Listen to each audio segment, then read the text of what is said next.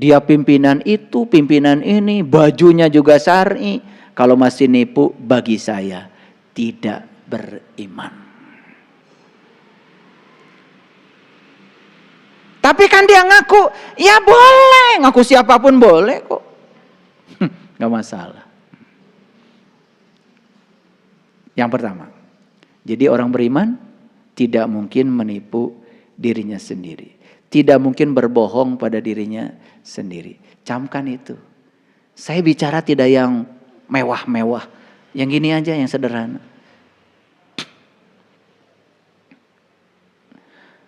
Dan ketika seseorang itu menipu dirinya sendiri, sebetulnya dia itu sedang mengumpulkan penyakit. Maka di ayat lain dikatakan fi qulubihim maradun fazadahumullahu marada. Karena apa? Bohong itu akan menghasilkan kebohongan baru berulang-ulang untuk menutupi kebohongan lama. Nih saya kasih tahu resepnya nih. Yang mau berbohong, kasih ilmu saya. Syarat kalian berbohong, kalian harus memiliki ingatan yang super jenius. Syaratnya itu. Supaya tidak kelihatan bohongnya. Karena kalau orang berbohong, tidak punya ingatan yang jenius, dia akan mengulang kata-kata bohongnya berbeda di tempat yang berbeda. Kurang jenius bohongnya, jadi ketahuan. Diajarin oleh saya cara berbohong juga. Jadi kalau mau berbohong, kalian harus punya ingatan yang jenius. Syaratnya ya. Nah kalau kalian ingatannya biasa-biasa saja, udah jangan bohong. Karena akan ketahuan. Ini teknik berbohong supaya nggak ketahuan. Hebat, saya ajarin juga. Tapi saya jamin kalian ini nggak punya ingatan yang jenius. Kalian tuh ingatannya biasa-biasa aja, pohoan. Oleh karena itu, jangan bohong. Kalau merasa pohoan, jangan bohong. Kalau merasa pelupa, sederhana, jangan bohong. Jadi kalau kalian gampang lupa itu adalah anugerah supaya nggak bohong. Karena di ayat ini dikatakan fi qulubihim maradun fazadahumullahu marada. Jadi di dalam diri mereka itu ada penyakit. Karena apa? Begitu seseorang gemar menipu dirinya sendiri, dia mengumpulkan penyakit. Karena apa? Kebohongan akan ditutup dengan kebohongan baru. Terus bohong lagi, terus bohong lagi. Tambah lagi, ya kurang jenius.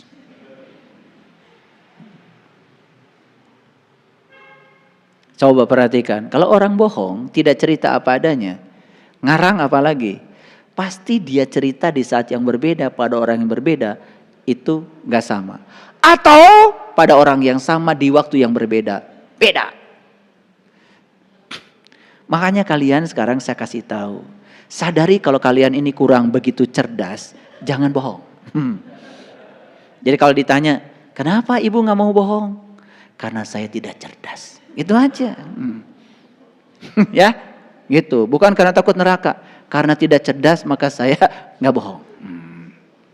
Makanya orang yang terus menerus ya mengumpulkan penyakit pada dirinya, walahum azabun alim bima kanu yaksibun. Dia akan menerima akibat dari kebohongannya itu sendiri. Kebohongan yang paling dasar yang dia lakukan adalah dia mengaku orang beriman. Jadi saya kasih tahu, mengaku orang beriman itu adalah kebohongan besar. Karena begitu dia mengaku orang beriman, dia akan kumpulkan atribut-atribut pada dirinya yang mengokohkan kalau dia adalah orang yang mengaku beriman. Pakai baju seperti orang beriman, ngomong seperti orang yang beriman, dan dia mengajarkan orang-orang lain yang sama-sama tidak beriman. Karena yang beriman gak mau diajarin dia. Ngerti maksud saya? Coba. Orang yang gak pernah minum kopi, tiba-tiba seminar di depan orang yang pernah minum kopi. Saudara-saudara, kopi itu rasanya geli-geli. Kalau sudah kopi rasanya geli-geli, ternyata dia baru baca buku tentang kopi. Kebetulan di buku itu ada artikel yang judulnya Rasa Kopi Adalah Geli. Gitu. Dia baru saja baca kitab tentang rasa kopi geli, kemudian dia buka seminar dan menyampaikan kepada orang lain kalau kopi rasanya geli. Tentu saja orang yang pernah minum kopi tambah geli. Dengar dia ngomong kopi rasanya geli. Betul nggak? Iya. Jadi pernah ada ceritakan dari saya, masih ingat ya? Cerita tentang katak. Masih ingat ya? Katak tinggal di sumur itu, TK-nya di sumur itu, SD di sumur itu, SMP di sumur itu, SMA, S1, S2, S3, bahkan jadi guru besar di sumur itu. Tentu saja perpustakaan yang dia baca sekedarnya yang ada di sumur itu. Tetapi katak ini dengan percaya diri bikin seminar besar dan mengundang semua orang dari seluruh dunia. Dan salah satu pidatonya si katak ini adalah bahwa dunia adalah sumur. Itu artikelnya. Dunia adalah sumur. Ya dia kan tinggal di sumur. Tapi dia bikin kesimpulan dunia adalah sumur. Itu judul artikel.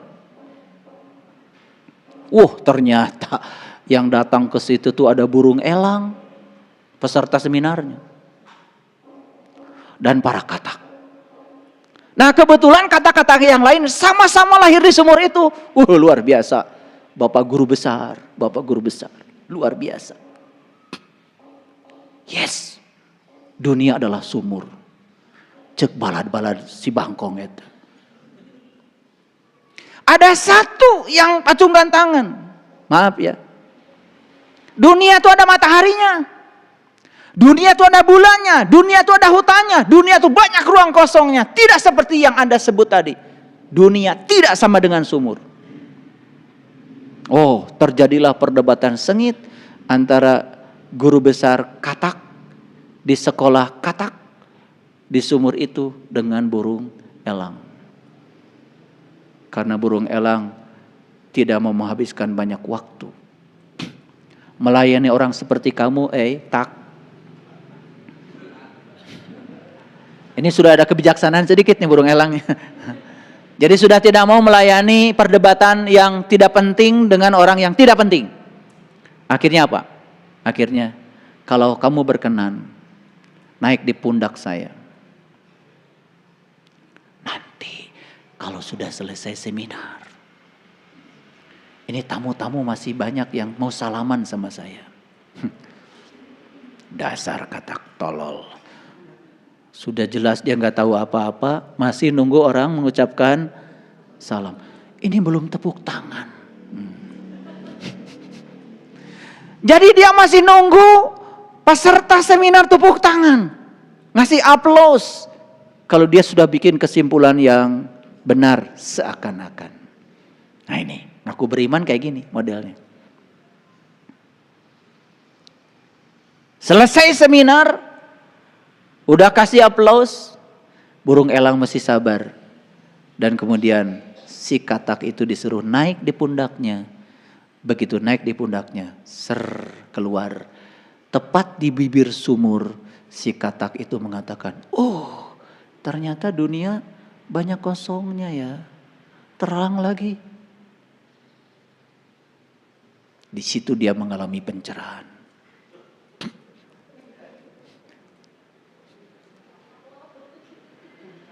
Di situ dia mengalami pencerahan. Berubah paradigmanya. Ternyata selama ini kesimpulan saya salah. Setelah mengalami pencerahan pun si katak masih berbisik sama burung elang. Tolong jangan dikasih yang tahu yang lain ya. Kalau kamu ketemu dengan kata-kata lain yang ikut seminar dengan saya tadi, tolong jangan diberitahu. Masih kayak gitu sih, dasar katak. Makanya ada istilah kan, seperti katak dalam, nah itu, kurang gaul. Itu yang disebut dengan kuper. Nah, jadi kuper itu kurang pergaulan. Bahasa Arabnya kafir. Nah, jadi kuper itu dari kafir sebetulnya. Tertutup, kurang pergaulan. Nah itulah karena dia mengaku dia itu sebagai orang yang tahu, maka dia mencari atribut untuk meyakinkan orang supaya dia disebut sebagai orang yang tahu. Padahal dia sedang menipu siapa? Dirinya sendiri. Makanya pantas kalau ada ayat yang mengatakan fi qulubihim maradun fazadahumullahu marada. Jadi penyakitnya bertambah parah. Penyakit apa? Penyakit bohongnya.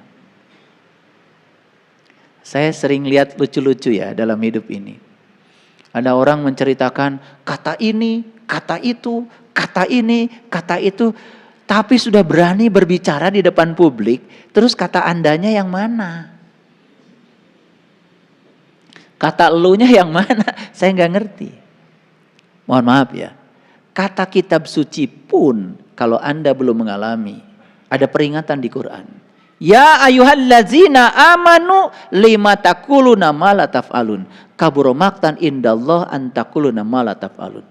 Jangan kamu mengatakan sesuatu yang kamu tidak mengalami, tidak memahami, maka Allah tidak ridho kalau kamu mengatakan itu. Makanya orang yang semacam itu tidak dapat izin bicara.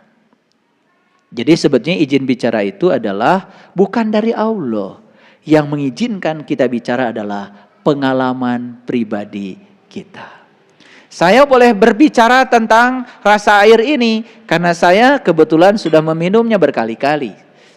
Yang belum meminum di gelas yang sama, tolong jangan berbicara air ini. Anda bicara air yang lain yang Anda tahu. Paham? Nah, disitulah pentingnya kita jujur pada diri sendiri. Jadi saya baru kupas dua saja. Ciri orang beriman dengan yang mengaku beriman, bedanya kan sangat berbanding terbalik. Nah, apalagi kalau dibahas yang lainnya, waduh. Ya. Wa iza qila lahum la tufsidu fil ar qalu innama nahnu muslihun. Orang yang mengaku beriman itu kemana-mana dia menganggap seakan-akan dia sedang membangun peradaban. Padahal sesungguhnya dia kemana-mana membangun kerusakan, membangun perpecahan, menebarkan kebencian, bahkan atas nama agama dan Tuhan. Menganggap kelompoknya paling benar, menganggap kelompoknya paling superior, bahkan menginjak-injak keyakinan orang lain yang dianggap beda dengan dirinya. Yang model kayak gini udah jelas bukan orang beriman. Ini orang yang mengaku beriman. Kalau orang beriman sudah sampai kepada Tuhan, pasti penuh welas asih, toleransinya tinggi. Dia tidak mungkin menciptakan kerusakan di muka bumi. Karena semua orang yang membuat kerusakan di bumi besar ini, satu penyebabnya. Karena dia suka membuat kerusakan di bumi kecilnya. Kalau Tuhan yang ada dalam dirinya ada dia bohongi, apalagi orang lain. Melebar lebih jauh lagi. Ya menipu orang, membohongi soal proyek, soal itu, soal uang, dan lain sebagainya. Jadi semua gambaran yang dilakukan orang di luar, itu gambaran tentang apa yang ada di dalam dirinya. Itu adalah pencerminan. Jadi teko tidak mungkin mengeluarkan kopi kalau dalamnya susu. Ya kalau teko mengeluarkan kopi, ya dalamnya pasti kopi dong. Mengeluarkan susu, dalamnya pasti susu dong. Jadi apa yang nampak di luar, yang dilakukan orang, itu pencerminan tentang apa yang ada di dalam dirinya. Jadi sebetulnya, sekarang ini kalau kita ingin lihat penyakit manusia, yang paling besar itu adalah bohong pada diri sendiri. Bahkan kebohongan ini sudah merambah dalam ranah keimanan. Ngerti maksud saya? Jadi kalau saya bilang tadi rukun iman ada 6, setiap rukun saja ada 4 tingkatan setidak-tidaknya. Setidak-tidaknya kita harus menjalani 24 rukun. Dari tingkatan yang ilmul yakin, ainul yakin, hakul yakin, sampai tingkat isbat al yakin. Gimana coba? Kitab. Kitab. Bagaimana kita iman pada kitab? Yang tingkatan ilmu yakin. Bagaimana kita iman pada kitab yang tingkatan ainul yakin? Gimana iman pada kitab yang tingkatan hakul yakin? Gimana tingkatan pada kitab yang tingkatan isbat al yakin? Gimana? Tingkatan dasar yang ilmu yakin, kita hanya tahu kitab adalah yang tertulis. Coba, mohon maaf. Yang tertulis saja, taruhlah kitab kita Al-Quran, 30 juz. Pertanyaan saya, apakah itu sudah jadi ilmu? Atau baru jadi pengetahuan? Jadi pengetahuan saja belum, apalagi jadi ilmu. Jadi tingkatan ilmu yakin saja belum terpenuhi. Maaf ya, kalau Anda baru bisa membaca Quran, bagus panjang pendeknya, sorry, Anda itu masuk ilmu yakin pun belum.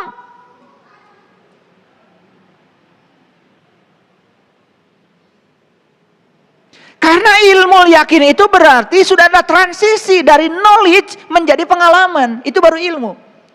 Itu baru tingkatan ilmu yakin, kitab. Tingkatan berikutnya apa?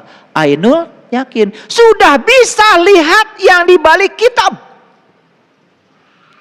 Ngerti maksud saya? Jadi kalau Anda baru bisa lihat tulisannya, Anda baru melihat yang tersurat.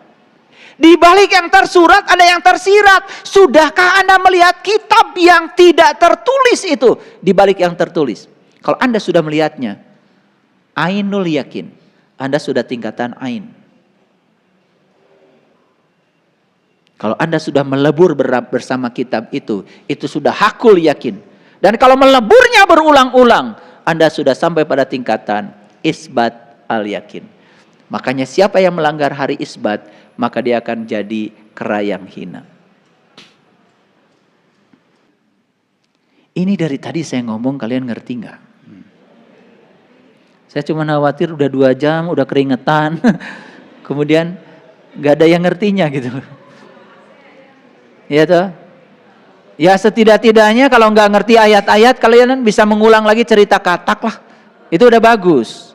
Jadi nanti kalau ada ulangan, ditanya di rumah, tadi pengajiannya apa? Pokoknya katak lah gitu.